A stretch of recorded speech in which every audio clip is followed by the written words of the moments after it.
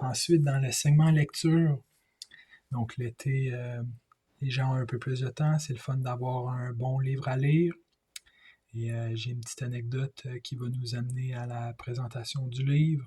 Donc, dimanche dernier, c'était la 15e étape du Tour de France. Euh, donc, à un moment donné, il reste un peu plus que 2 km à l'étape. Il y a 3 coureurs qui sont en tête, dont le maillot jaune, Tadej Pogacar. Et l'annonceur nous dit Pogacar, just as cool as a cucumber. Donc, on pourrait traduire en français par aussi cool qu'un cocombe. Donc, c'est une expression anglaise pour parler de quelqu'un qui est calme, qui semble pas être stressé.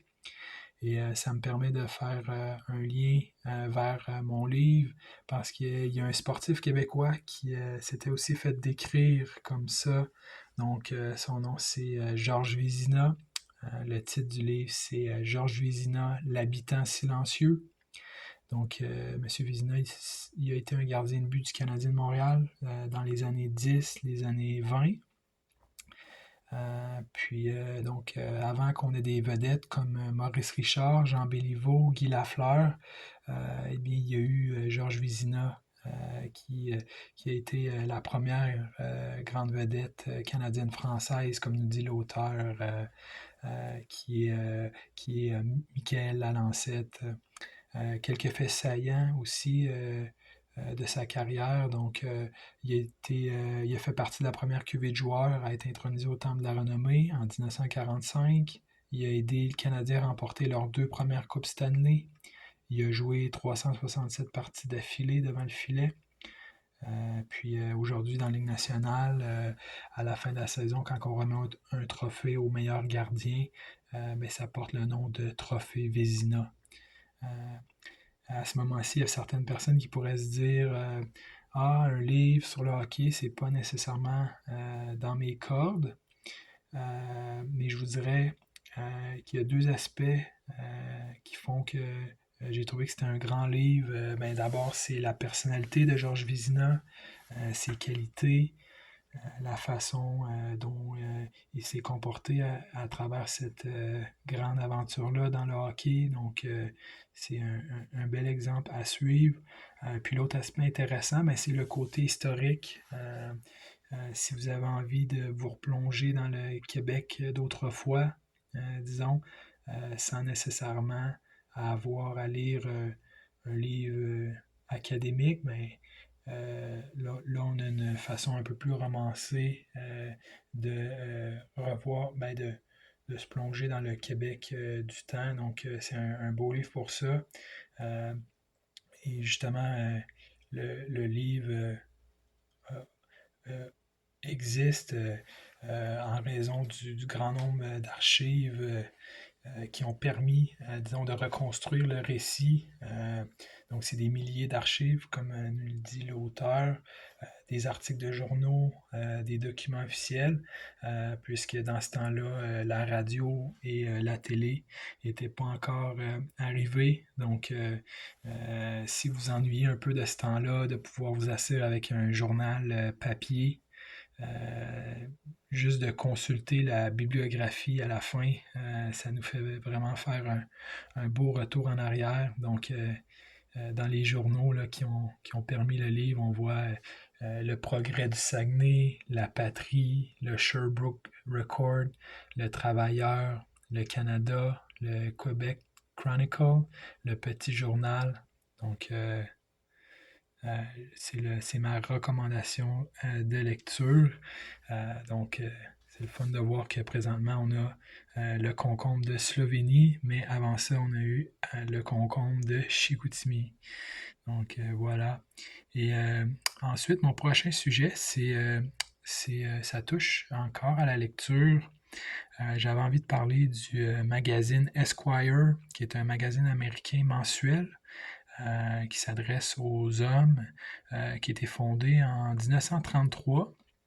Et la raison pourquoi j'avais envie d'en parler, c'est que dimanche dernier, il y avait une course de NASCAR à North Wilkesboro, en Caroline du Nord.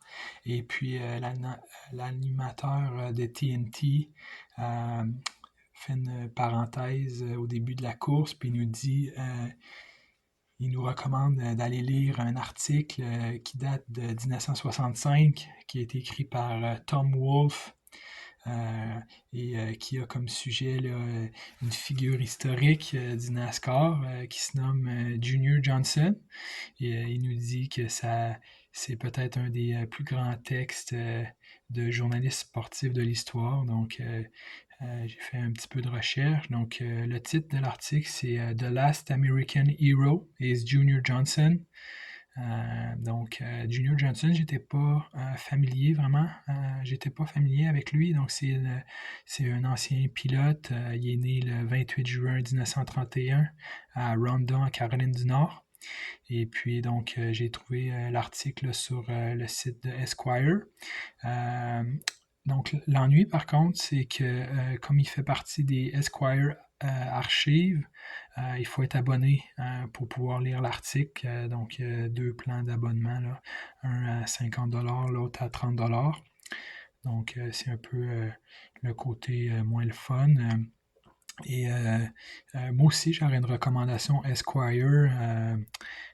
Donc, c'est pour une série d'articles d'écrits là, qui s'intitule What I've Learned, qu'on pourrait traduire par Qu'est-ce que j'ai appris, où est-ce qu'on a des gens connus, des musiciens, des acteurs, des sportifs, des artistes.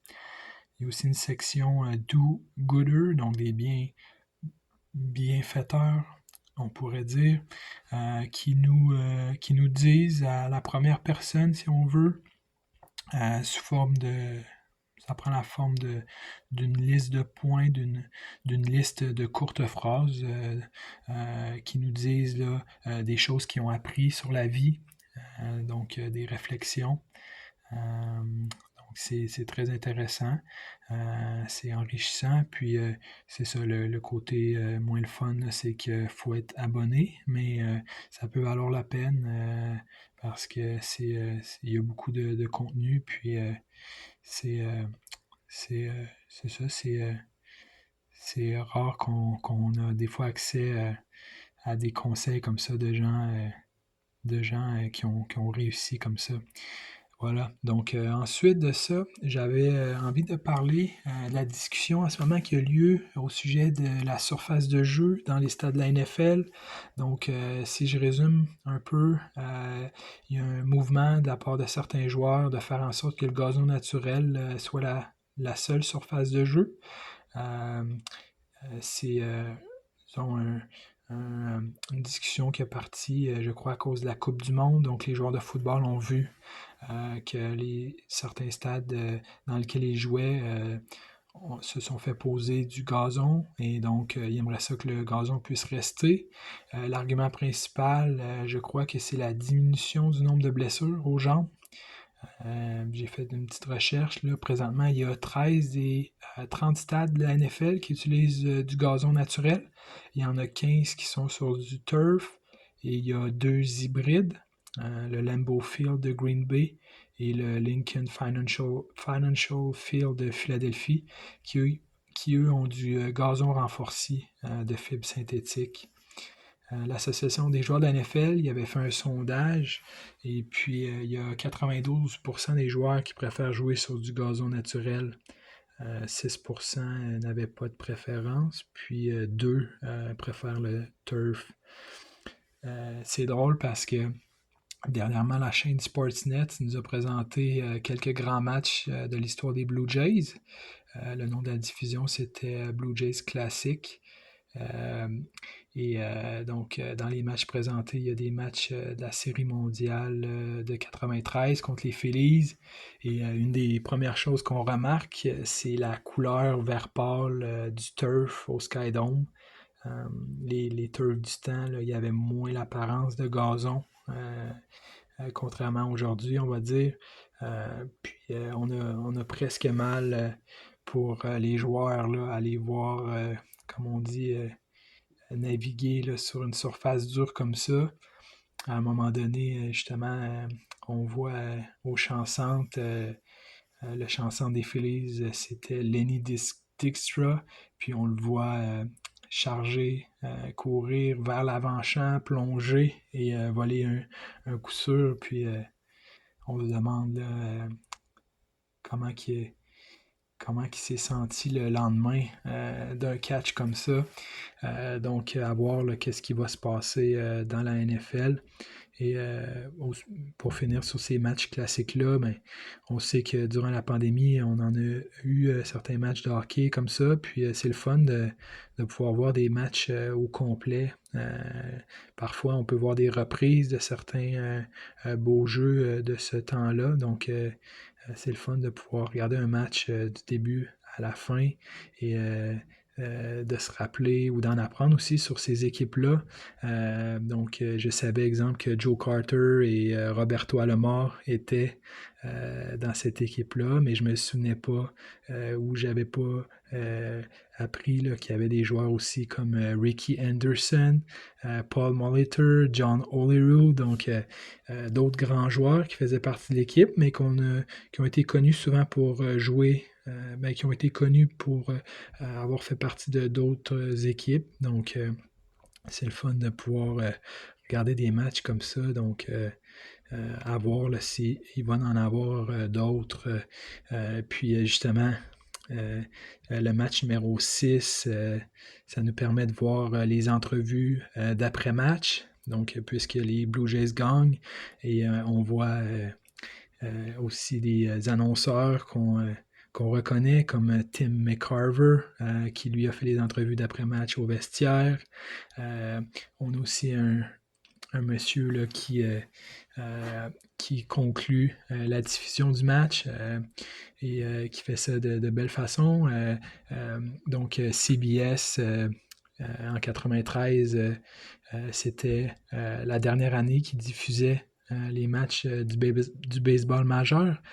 Et donc, l'annonceur là, qui termine ça en disant, donc c'est en anglais, il dit As Tony Kubek once said about Mickey Mantle, just when he was learning to say hello, he was saying goodbye. Et ensuite de ça, pour conclure, il dit The grand old game will never say goodbye. It just keeps rolling up the memories.